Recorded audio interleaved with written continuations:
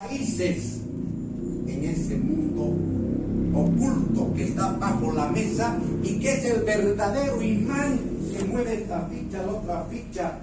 Vean ustedes la transmisión de mando que hubo el día sábado. Fichas claves han estado acá. Pero el actor más importante no está, pero ha movido sus fichas. No está. Después voy a abordar una matriz de los factores estratégicos. Hay que diferenciar al actor del factor. El actor tiene dinámica, tiene acción, tiene sentimiento, es usted. El factor no. El factor depende del actor. Y a veces queremos hablar de economía. Es un factor cuando nosotros somos los que movemos el mundo con una palanca física. ¿Ya? Luego, un escenario estratégico, una matriz de análisis estratégico, y voy a terminar dándoles el teatro de guerra. El teatro de guerra y los teatros de operaciones que se han dado en esta guerra de la independencia. Para terminar con conclusiones de carácter científico, pues verdad, y las conclusiones personales, no las puedo escribir, pero sí las puedo compartir con ustedes. A lo largo de esta charla, vamos a marcar la diferencia de lo que es un combate. Y entramos a un combate, es táctica. Una gradita más arriba del combate viene la batalla. Puede ser que varios combates en sumatoria hagan una batalla. Es de mayor trascendencia la batalla. Pero hay algo muy importante. De esos elementos concretos, se pasa a un nivel superior que ya entra en lo abstracto. De combate, la batalla, viene la campaña. Y después de la campaña, todo ese universo se convierte en guerra. ¿No? Respeto mucho a nuestros maestros historiadores, pero permítanme hablar de la historia con la terminología de la ciencia militar. Porque si no, a una guerra le decimos la batalla, el combate. Ahora, marcar también la diferencia, ¿no?, de que todo eso puede generar una revolución, pero no en esa secuencia que les he hablado, no solo en esa secuencia, les voy a demostrar. Puede haber combate, batalla, campaña, guerra, y todo eso provoca una revolución. Pero es otro concepto la revolución. Pero que un solo hecho, que pueden ser combates, como ocurrió el año 1952, generó una revolución, cambió la sociedad de un estilo de vida a otro estilo de vida. Eso es revolución. ¿Se dan cuenta? ¿No? Pero no llamemos a una batalla, a un combate, revolución, cuando no ha generado un cambio. ¿No es verdad? Bien. Este es el tablero estratégico.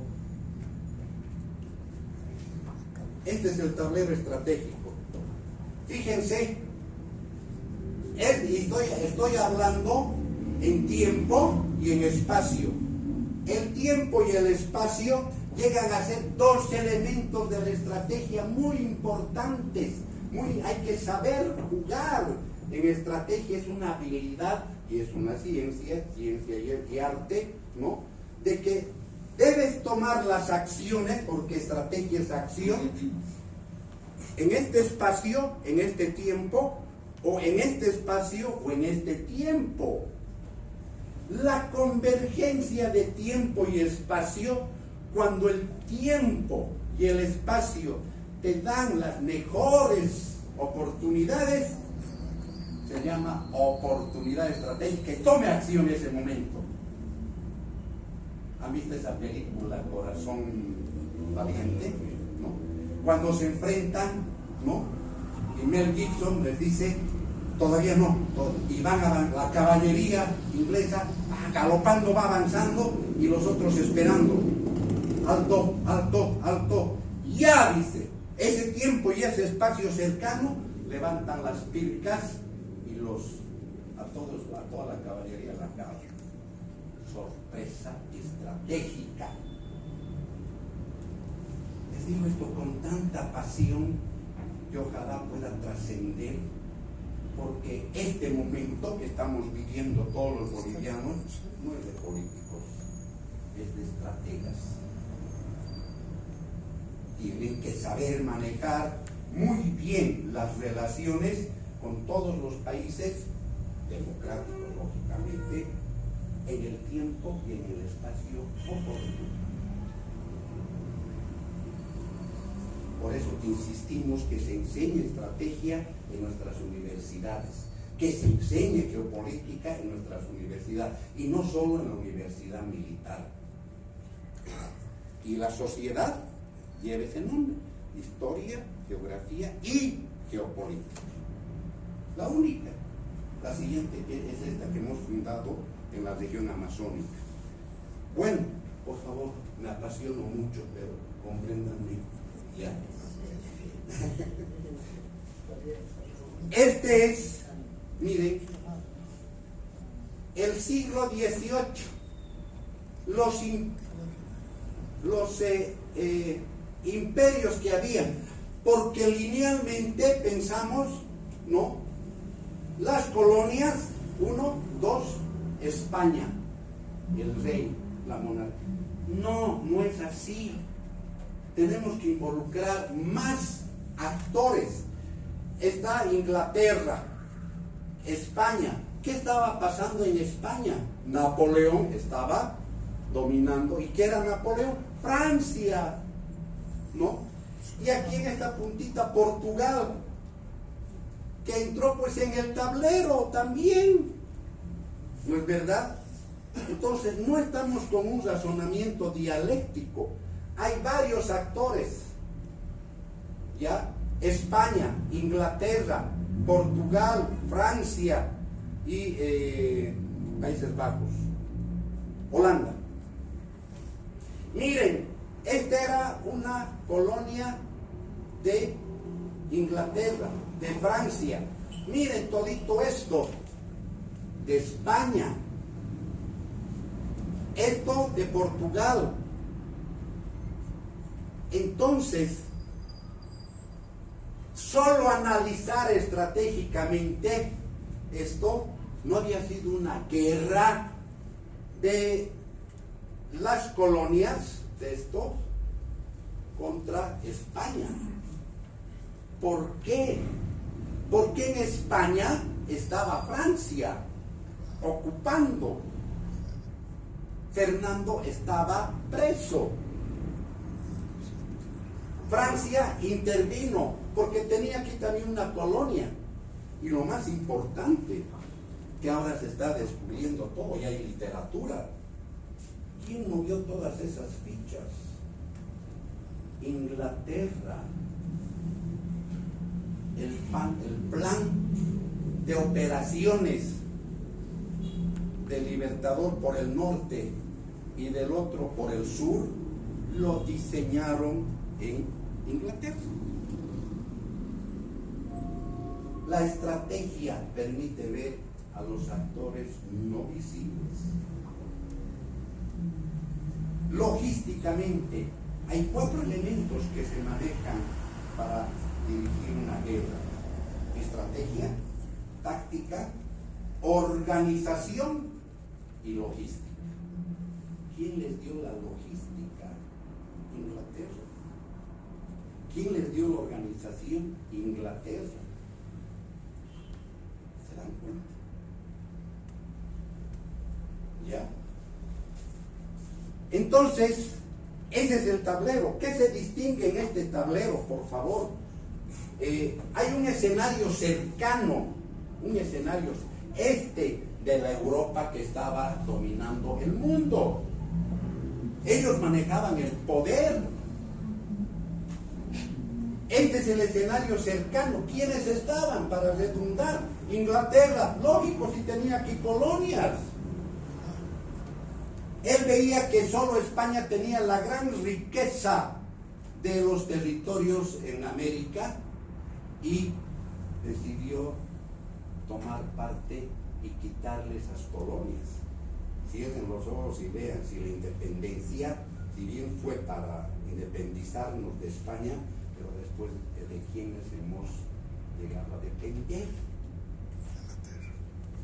Y cuidado hasta el día de hoy. Cuidado, ¿no?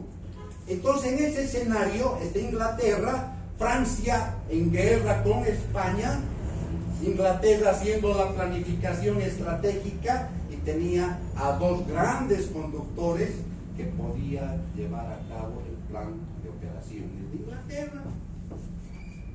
Portugal, Holanda y España. Y en el escenario lejano de Europa, en ese sentido digo, las colonias, estaban los criollos. Porque parece que esta guerra de independencia solo fue de ellos. Estaban los mestizos, estaban los originarios, o sea, los autóctonos de acá. Algunos negros y la iglesia. ¿Ya? De por medio, en este recorrido, cuando transportaban las riquezas, los piratas. ¿Ya? Bien, si este es el tablero de las colonias del siglo XVIII, ahora vamos a tratar de interpretar desde el punto de vista de la conducción estratégica el FM. Nosotros manejamos en estrategia FM.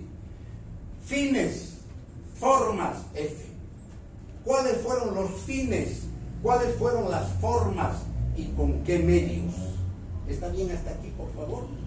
Les estoy haciendo dormir, creo. Querido descendiente de mi mariscal Esteban Arce, como buen gato, abra sus ojos, por favor. Hermosito. Orgulloso de ser su amigo. Aquí está la matriz. Cuidado, una caída de espalda y no hay matriz aquí, ¿no? A mi edad ya eso es hospital o tumba, ¿no? Aquí está una posible, por favor. En ciencia no se puede precisar. ¿Por qué ese momento? ¿Cómo habrán definido? Pues ellos, ¿no es verdad? ¿Por qué Francia ocupó España? ¿Y por qué Inglaterra también quiso ocupar? No se olviden ustedes que fue a Buenos Aires, ¿no es verdad? ¿Cuáles fueron los fines, las formas y los medios? Son conceptos estratégicos, ¿ya? De los actores cercanos, Inglaterra, España, de ellos, era tener la hegemonía del poder en Europa. Todas las guerras mundiales que han habido, la Gran Guerra Mundial, después la Segunda Guerra Mundial, no me quede esta ahorita que hay que analizar desde mi punto de vista, ya estamos en la Tercera Guerra Mundial. Pues otra conferencia, si mi maestro me permite. Él fue la hegemonía del poder en Europa. ¿Ya? Ese era su fin. ¿Cuál es la forma que adoptaron? Oye, decían ellos, mirad la riqueza. la plata y había oro, ¿no? Los territorios de las colonias. No puede ser solo para España eso. Hay que quitarle a España. Y los medios para los del escenario cercano, la representación del rey, por eso había virrey, por eso estaban solo los peninsulares manejando el poder, la economía. No había nadie más, ¿no? Y una presencia militar. Por favor, no porque sea militar. No va a haber desarrollo en ningún país si no tiene un claro concepto de defensa. Y entre paréntesis les digo, ¿recuerdan el último debate para la segunda ronda? Habían 4 o 5 líneas temáticas. Ninguna de las líneas temáticas consideró la defensa de este país. Lamentablemente, solo había seguridad ciudadana. La seguridad, claro que nos afecta, pero la defensa es más compleja, más compleja. Ahí estaba la presencia militar y la iglesia. No quiero hablar de religión, sino de la iglesia, esa institución, esa que nos han venido a evangelizar. Yo tengo fe en Dios, lo amo a Dios, soy producto de Él y le doy gracias por todos los dones que me dé el Espíritu Santo. Pero es mi religión, la iglesia está allá. ¿Ya? Para los actores cercanos, esos fueron sus fines, formas y medios. Ahora veamos pues para los actores lejanos. Se van a dar cuenta que los criollos, ellos querían tomar el poder. ¿Qué dijeron en Chuquisaca? En Chuquisaca, ¿qué dijeron? Fernando VII. Si no está él, estamos nosotros. ¿Ya? Su forma, independizarse de Europa con total autonomía. ¿No les gustaba a ellos que solo los peninsulares manejen todo el poder económico de estas colonias? Y los marginaban, los hacían a un lado. Y ese era el reclamo. Este fue el reclamo. Y los medios fueron a la guerra en toda su escalada. Y aquí permítanme decirles algo, que es una teoría que la puedo fundamentar. Ocurrió en Chuquisaca. ¿Ya?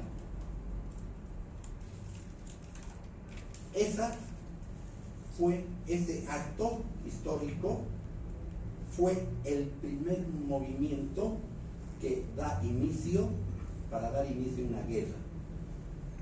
La paz, la Junta Tuitiva, es una especie de declaratoria de guerra. Con esa declaratoria de guerra viene el primer combate a Roma, de ejército patriota contra un ejército español. Organizado ese ejército, con la visión de un gran estratega,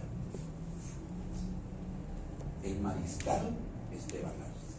Y de ahí viene toda la secuencia de la guerra. Ahora, esa guerra, estamos en noviembre, dentro de 3 días recordamos la batalla de Roma. ¿Ya? Y la próxima semana recordamos así batalla de Ingavi. ¿Ya? Todos decimos 16 años de guerra por la independencia. 1809, 1825, firmamos el acta de la independencia en la Casa de la Libertad. Wow, wow, wow, ¿no? Semánticamente diferentes pero próximos. el himno nacional, nuestro símbolo que expresa el sentimiento del boliviano, convoca al año después de la victoria en Gavi, 18 de noviembre. Ahí se consolida las guerras previas, las guerras previas que hubieron, son parte de la lucha por la independencia de este sagrado territorio y su población. Pues no habían sido 16 años, habían sido 32 años. ¿No? Ya, arrójenme tomates una vez, váyanse del auditorio, te está hablando macanas, pero te estoy demostrando con hechos. O el símbolo de esta patria no es el himno nacional. No se consolida después de eso el rojo, amarillo y verde que hemos jurado, la única, no hay más. Todos los varones hemos jurado en el servicio militar, y ustedes que son militar, todos los años defender. El resto con don Ernesto. La guerra en su escalada, los mestizos, ¿cuál era su fin? Ser tomados en cuenta en el poder local, que no los tomaban en cuenta. Su forma, independizarse. Su medio, la guerra en su escalada. Los originarios, no, ellos no querían ser tomados en cuenta en el poder. No. Ahí está el manifiesto de agravios. Ahí está, el documento más antiguo que existe, escrito por un criollo, pero la demanda era para los originarios. Querían su gobierno con poder originario. Y díganme si en la actualidad no causa para los cientistas políticos, no causa confusión cuando tú lo ves al elegido por la democracia y lo ves al del poder originario con su poncho, con su bastón de mando, con su chicote, así. Uy, ¿qué tipo de poder es este? Esto es el poder, pues, que ellos están demandando. Cuidado, tomen en cuenta. ¿Ya? ¿Y qué estaban buscando? No independizarse. Ellos quieren la libertad con dignidad. Por eso estos caras están de aquí de inquilinos en mi territorio. ¿Así nos dicen o no nos dicen así? Y siguen diciendo. Y su medio, guerra. Los negros, poder de la libertad, ellos sí. Y Haití, pues no, el primero en lograr su libertad.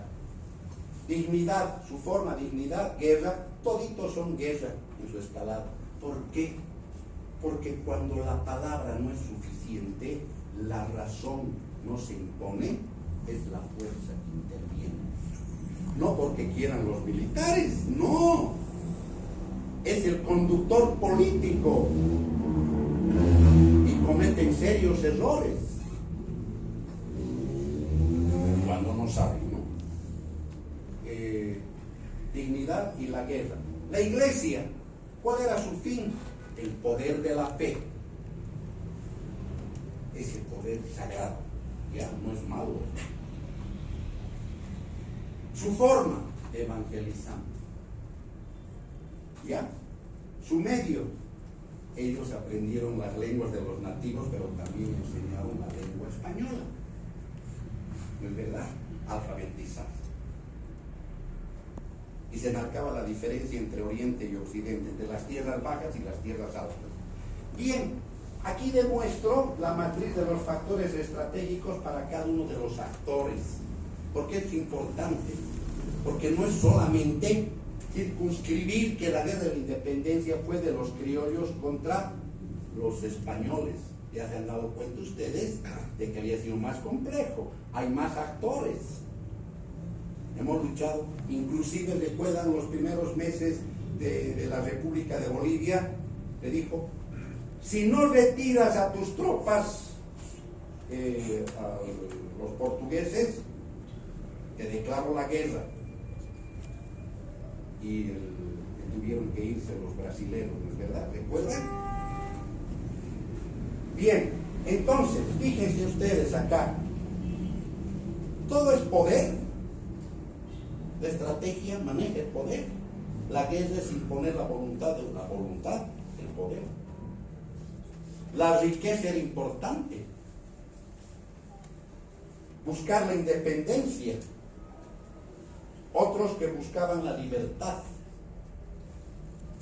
Eso es la estrategia. Se concentra en el fenómeno social que es la guerra.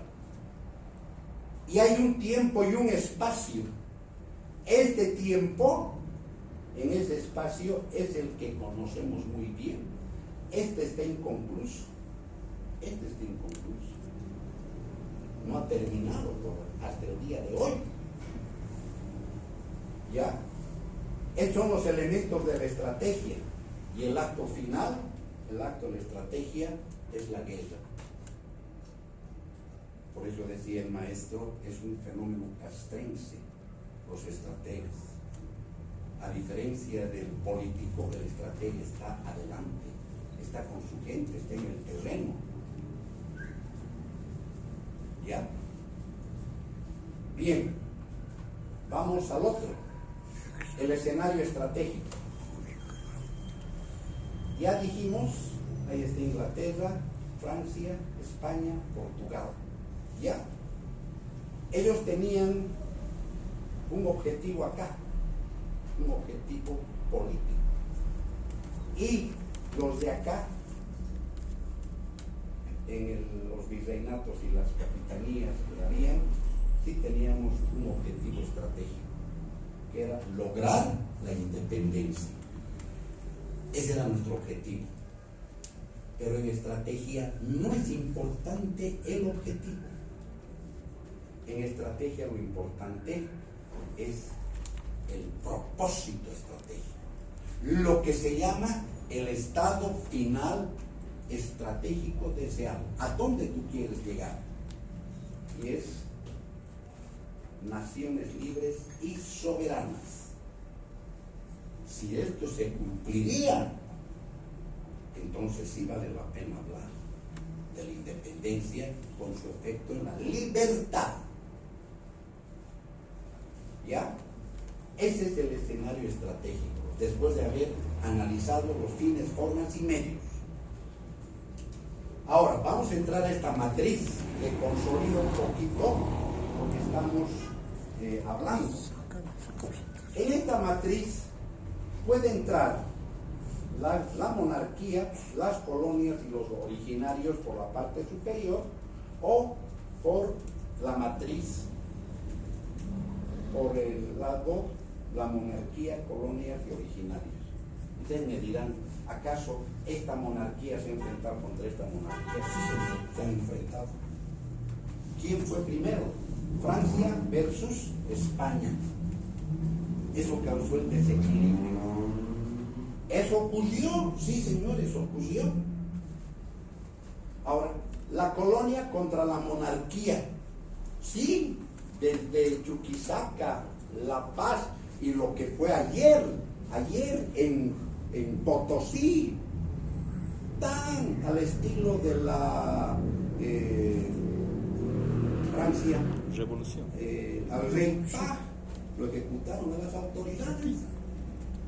Sí, ayer en Potosí, bueno, hace años atrás. Los originarios contra la monarquía, sí, ahí está el manifiesto de agravios. Tupac Katari, Tupac Amaru, Bartolina, esos son los originarios. ¿Sí? ¿Ya? Contra la monarquía.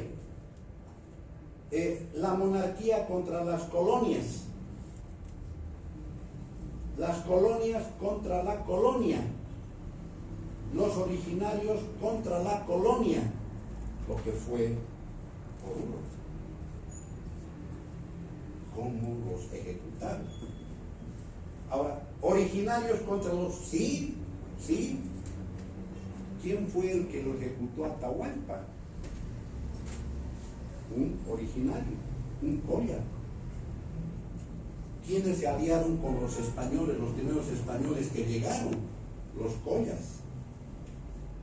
Y aquí hay que precisar bien las cosas, ¿no? Porque yo voy a dar mis conferencias a Santa Cruz o a la Amazonía Gibraltar. Colla me dice, por favor, no me digas colla, le digo. Por lo menos dime Inca, por lo menos, diglosos, ¿no? Les contaré una anécdota, por favor. Yo daba clases en altos estudios y daba clases también en la universidad y me dicen, llego de la universidad, me dicen, coronel, sí, los de dónde es Evo, el presidente Evo, de allá de Orinoca. Los de Orinoca lo están esperando en la sala de profesores. Orinoca, y ya pues hablo con el director, le digo, general, permítame atenderlos. Si anda nomás Maldonado, me dice. Voy, primero entro y el olor a la bayeta, ¿no?, de la tierra es pues penetrante, pero una vestimenta hermosa, unos colores lindos. Y ahí estaban sentados en la mesa, ¿no? Buenos días, yo soy el coronel Maldonado. Bien, coronel, me dicen, ¿no? Hemos venido aquí para decirte que vayas a Orinoca y nos enseñes todo lo que estás enseñando aquí. Yo era investigador de Tiahuanaco, estaba investigando Tiahuanaco. Ya tenía como 18 años de haber investigado Tiahuanaco, ¿no? Pero ¿para qué voy a ir a Orinoca, querido hermano? Le digo, ya que estás aquí, yo te voy a hablar en 15 minutos todo lo que les hablo aquí, todas las mentiras que les digo y me creen, les digo así, ¿no? Ya pues entonces, y les empiezo a hablar, les empiezo a hablar de Tiahuanaco y demás cuestiones. Y hay, tienes que ir nomás, tienes que hablar con todo nuestro pueblo, pero tú enseñales lo que te estoy diciendo, ¿no? Y ahí vino la pregunta. Por ejemplo, ¿tú qué eres? ¿Tú qué eres? Yo soy aymara, me dice. Ah, qué bien. ¿Tú qué crees que yo soy? Se miran y ahí me di cuenta que la mujer tiene poder de control sobre el varón. Y el varón escucha a la mujer y lo que le dice a la mujer, habla el varón, no es otra cosa. Les digo así con toda sinceridad, muy interesante, ¿no? Me dice, te pregunto esto porque estoy hablando español, ¿no es verdad? Y tú hablas aymara, ¿no es verdad? Entonces, por lo que hablas aymara, te crees aymara. Yo por lo que hablo español, debo ser entonces de España, ¿no ve? Le digo. Le mira, silencio total, le mira a su mujer, dice, tiene razón, le dice. Sí, lo que pasa es que lingüísticamente tú sí hablas aymara, pero no eres de la nación aymara. Es un factor, tu idioma, lo de tu nación, a quién perteneces. Y empiezan a hablar otra vez con la mujer. Yo soy Laime. Laime. Esa es tu nación, que habla aymara. Yo soy boliviano, que hablo español y mal hablado todavía. ¿No? ¿Ya? Fíjense cómo confundimos cuando no manejamos la ciencia. Y de esa ciencia, las ciencias auxiliares, por eso nos enseñan en metodología de la investigación. Esta es la ciencia y estas son sus ciencias auxiliares. Y nosotros, por no precisar bien con el fundamento científico que se llama rigor, a la ciencia auxiliar la ponemos de ciencia principal. Con todo respeto. Los que hacen política no son de la ciencia política, son de la ciencia jurídica. A la ciencia auxiliar la ponen en lugar de la ciencia principal. ¿Se dan cuenta? Claro que nos va a ir mal. Por eso que la educación es importante, lo que usted tanto ha insistido, decir la verdad. Y eso fue el originario contra los collas, contra los incas. Porque nunca los collas lograron formarse como un estado, ¿no? Fueron los tiahuanacotas que fueron un imperio, que porque nosotros no le damos el valor y no conocemos, no está en las grandes culturas y civilizaciones de la humanidad. Fenicia, Egipto, Roma, Grecia, no estamos. Y somos más antiguos que ellos. Y todavía gente de ellos viven en Bolivia. Los uruchipayas, con su propio idioma. Con dolor tengo que decirles, en la conferencia que di en ONU, en la Sociedad de Historia y Geografía, los datos estadísticos, porque cuando se hace ciencia hay que manejar datos precisos, ¿no? De la población orureña, tantos hablan español, tantos hablan quechua, tantos hablan aymara, otros idiomas, el 0,01%, otros idiomas nativos.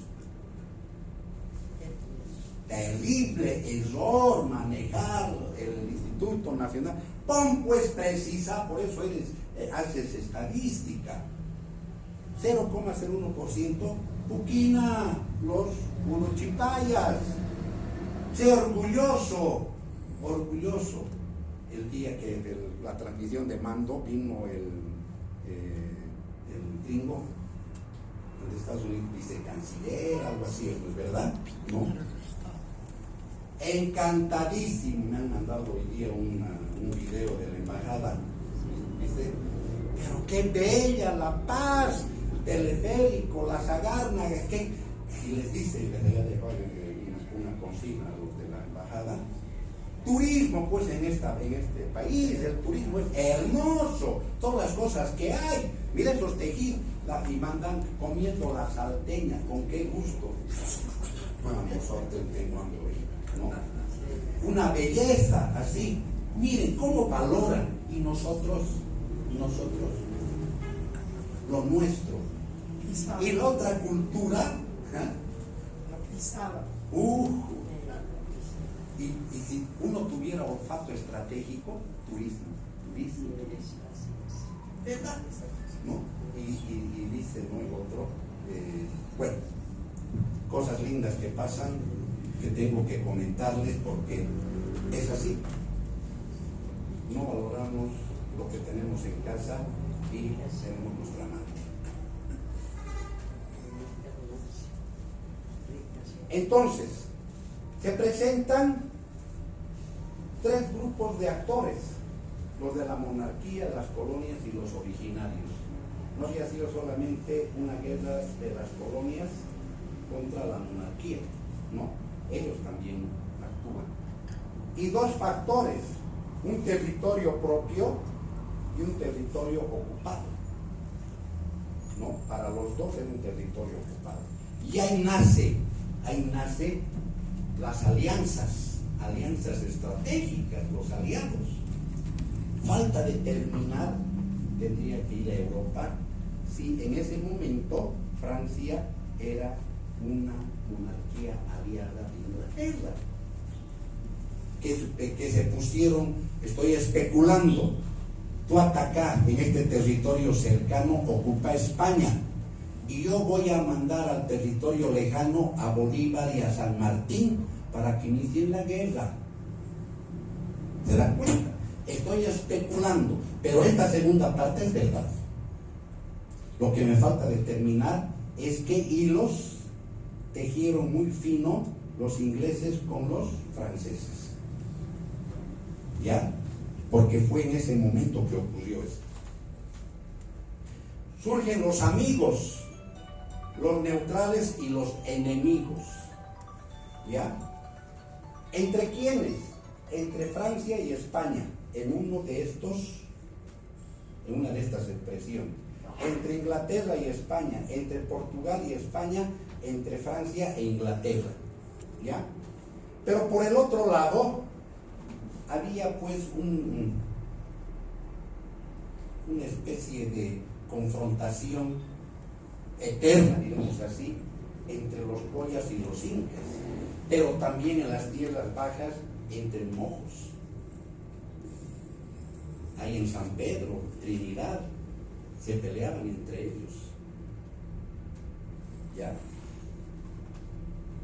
Y de esto, de estas alianzas, de estos amigos, surge esto que está aquí arriba, un ejército del norte, por aquí, del norte, el ejército colombiano, en el manejo del poder, por sus intereses de Europa. Y el otro ejército del sur, este de aquí, que va así, ¿no? El ejército de las Provincias Unidas también por intereses de Europa. Pero encontraron algo. Había un ejército del centro, un ejército de patriotas. Y lo más interesante, que usted lo nombró a Vicente Rojo, con el arte de la guerra, elementos del arte de la guerra, un libro, una doctrina que todos los militares manejamos, ¿no? Hasta el año 1995. Chávez Arnadas, la dramática insurgencia, sirvió de inspiración para lanzar la doctrina de las republiquetas. Cuando estos señores por el norte y estos señores por el sur nunca pensaron encontrar en el centro, que se llama centro de gravedad, en estrategia se llama centro de gravedad. A ver, si yo le doy un puñete en su ojo, le voy a quitar la vista, no es el centro de gravedad. Si le doy una patada en su canilla, le voy a hacer doler, pero va a seguir combatiendo. ¿Cuál es el centro de gravedad de este señor? El centro de gravedad es su corazón. Le meto, ya no palpita, le meto el puñal. Nunca lo voy a hacer. Le meto el puñal y deja de existir. Señores, el centro de gravedad de estas colonias no era ni Lima, ni era Buenos Aires, no, era Charcas. Por eso hemos sido los últimos en acabar con el imperio español. Eso nos permite ver la estrategia, por favor, créanme. Yo voy a arrodillar si quieren, pero es la verdad que les digo. Les estoy diciendo la verdad. La última batalla no ha sido ni Junín ni Ayacucho. Ha sido Tumusla. Nosotros, no importa que el otro se haya dado la vuelta de estar así, así, no importa, pero ganamos. Ahí se selló. Ya se pueden preguntar ustedes, ¿y por qué no los reconocemos? Al que estaba acá en el ejército del centro, él organizó el ejército, tenía bandera, tenía cañones, tenía caballería, y dijo la gran palabra: que el mundo sepa, ante vuestras macanas el enemigo tiembla. Frase de gran valor estratégico, por lo que les voy a decir. Que el mundo, y nosotros que somos parte de ese mundo, no lo queremos reconocer como padre de la patria, y a doña Juana Zurduy de Padilla como madre de esta patria. Ojalá haya un presidente que diga: bolivianos, el escudo con el mariscal Esteban Arce y con la mariscal Juana Zurduy de Padilla. Nuestro. Ahí está, paso de palabras, con gusto. Nuestros. No llegó con vida al acta de la independencia de Esteban Arce, el gran estratega, pero doña Juana llegó con vida. Y los criollos a un lado, al extranjero, porque siempre hemos rendido pleitesía al extranjero como los españoles, al extranjero, padre de la patria. Y díganme hoy, si no, pues no todavía es. Yo doy mis conferencias, bolivianito, negro, feo, gordo, chato, todavía. Y un gringo pintudo, no dice ni el 10% de lo que yo digo. Oh, qué bien, no, miralo este gringo. ¿Verdad? Les digo. Les estoy diciendo cosas con precisión que puedo fundamentar. Bien, entonces surgió ambos en su encuentro miraron, wow, pero estos combinamos, falta de terminar si realmente había una especie de planeamiento, de coordinación entre las republiquetas y el ejército de los patriotas, porque el ejército se enfrentaba con formas, con maniobras, organizado, ¿ya? Tenía uniformes, la logística era de él, él había organizado, los cañones hemos hecho aquí, hemos fabricado acá. Ese es el gran logro que tenemos. Y ese ejército que estaba peleando contra otro ejército tenía republiquetas que era de la pulga. Le metía el puñal y escapaba, le daba el golpe y escapaba. Eso es republiquetas. Y esa doctrina la hemos puesto en la ESEM. Ya pasó a ser historia el elemento del arte de la guerra del general Vicente Rojo, y en su lugar ocupó en esa época el libro de oro, la doctrina de las republiquetas, inspirado en esto. Pero sigue el ejército de Esteban Arce, que peleaba tantas batallas, ha combatido, ganando, perdiendo, pero al final de la guerra triunfamos. Fue una victoria. Eso encontraron acá, eso encontraron. No tenía un interés por Europa. El gran estratega, el mariscal Esteban Arce, tenía un interés por la patria, por eso se llamaba Ejército de Patriotas. No tenía nombre todavía. Era el que mejor olfato estratégico ha tenido. Bueno, no hablaré más. Entonces, ahí se forma el teatro de guerra. Miren, intercontinental, Europa y Sudamérica. Los españoles peleando, los portugueses también, y los franceses también, ya, los ingleses con mayor razón. Y este teatro de guerra, un teatro de guerra intercontinental, tiene un teatro de operaciones por el norte al mando del Libertador Bolívar. Nadie le quita los méritos al gran Libertador lo que ha hecho en todas esas campañas, ¿ya? Diferentes fases. Y por el sur, otro teatro de guerra con San Martín, el gran personaje. Nadie le quita también sus méritos. Cuando va a Santiago, y Santiago recibe todavía dinero de Potosí, caracteres, logística, riqueza de la Casa de la Moneda. Y se encuentran en Guayaquil, ustedes ya saben toda la narración de la historia. Este retorna y él ingresa. Pero aquí al centro, ¿quién estaba? El teatro de operaciones del centro, aquí en Charcas, ahí. Ellos querían tomar Lima, él tomó Lima, llegó hasta Lima, señor, pero no había sido Lima el centro de gravedad, porque seguían todavía los españoles. El centro de gravedad es un concepto estratégico de mucho valor, ¿no? Los ingleses fueron a Buenos Aires, pero no había sido Buenos Aires el centro de gravedad. Bueno, ahí está el teatro de guerra. Esa fue la conducción estratégica de la guerra de la independencia,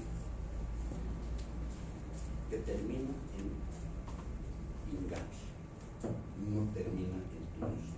Los españoles terminan en Ingavi, porque había los argentinos que querían este territorio, los peruanos que querían este territorio, los portugueses que querían este territorio, los chilenos que querían ese territorio, y todo se selló en Ingavi, no en el acta de independencia. Bueno, la conducción estratégica nos demuestra que el centro de gravedad era Chávez. ¿Y quién operaba en ese centro de gravedad? Esteban Arce, el gran estratega. Si no, ¿por dónde sacaban toda la riqueza? Por Buenos Aires y por Lima.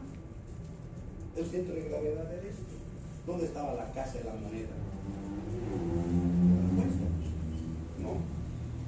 Y ahí operó este gran estratega. Y dijo, que el mundo lo sepa, el mundo, ante vuestras macanas, el enemigo tiene. Y esta fue la primera batalla, después de la declaratoria de guerra de Pedro Domingo Murillo. La primera batalla, ahora, que se recuerda de aquí a 3 días. Conclusión. Quiero decirles con toda sinceridad, desde los elementos de la estrategia, de tiempo y espacio, queda comprobado que el centro de gravedad era Charcas y no Lima. El teatro de operaciones donde operaron los patriotas en Charcas, ese fue el teatro de operaciones, desgastando y distrayendo a las fuerzas realistas. Esteban Arce desgastaba y las republiquetas distraían. Al principal centro de operaciones, al corazón del poder realista, que fue atacado y debilitado por el mariscal Esteban Arce. ¿Ya lo han nombrado mariscal? Todavía no, pero ya es mariscal. La mariscal Juana Zurduy de Padilla, el general José Miguel García Lanza y otros, hasta un cura había, ¿no? Y todos los patriotas del ejército creado por el mariscal Esteban Arce. Es por eso que el ejército festeja el 14 de noviembre la batalla de Aroma en su honor. Les rendió sus honores. Pero a Esteban Arce, esta visión estratégica la tuvo el mariscal, atacando al ejército realista en Aroma, donde triunfó, pues, victorioso. Principal zona de valor estratégico para Charcas. De otro modo, no hubiera caído la última fuerza española en Tumusla, con lo que finalizó esa guerra de la independencia en esta etapa. Segunda conclusión, señores miembros del directorio, casi digo del tribunal, ojalá que me convoque para que sea miembro de la Sociedad de Historia y Geografía de Cochabamba, para que el tribunal me aplaste. Desde la perspectiva de los factores ahora estratégicos de fines, formas y medios, les he demostrado en esa matriz cuáles eran los fines, cuáles fueron las formas y cuáles los medios. Queda comprobado que los ejércitos del norte y del sur responden a un mismo fin, diseñado por el poder europeo, realizando las maniobras estratégicas sobre Lima. Nunca pensaron en Charcas como el centro de gravedad del poder español en las colonias, pero para lo cual diseñaron todo un plan de guerra como forma estratégica de acción que permita trasladar el poder de España, el poder de las riquezas que tenía España, a Inglaterra, y así sucedió. y vino después una guerra del Pacífico, y vino después una guerra del Chaco. Ya pues es otro tipo de colonia que podemos hablar en otra conferencia. Pasó pero el poder que tenía España e Inglaterra, y no así a las nuevas, no pasaron a las nuevas naciones sudamericanas que se formarían. Sin embargo, esta forma estratégica no contó con encontrarse con un ejército de patriotas, el del centro, que operaba en el centro del teatro de guerra al mando del mariscal Esteban Arce y las republiquetas, con propios recursos logísticos y bélicos. No le dio Inglaterra, ni Francia, él. Propios recursos logísticos y bélicos. Además, con fines, como les he demostrado, fines diferentes a los diseñados por Europa y a los que respondían los ejércitos libertadores del norte y del sur en el teatro de guerra. Finalmente, desde la visión del objetivo y el propósito estratégico, queda comprobado que la guerra de la independencia no facilitó la llegada al estado final estratégico, porque solo se cambió de dependencia, es decir, de depender de España, se pasó a depender de otros centros de poder, y localmente, de depender de los españoles, pasamos a depender de los criollos. Asimismo, tampoco se alcanzó la libertad anhelada por los originarios, ya que aún ellos demandan su estilo de gobierno originario y reclaman sus territorios ocupados. Entre paréntesis, no ocurrido lo que ocurrió en Norteamérica, exterminio, ni reservas, no ocurrido eso. Y algo cercano con los mapuches, ¿no?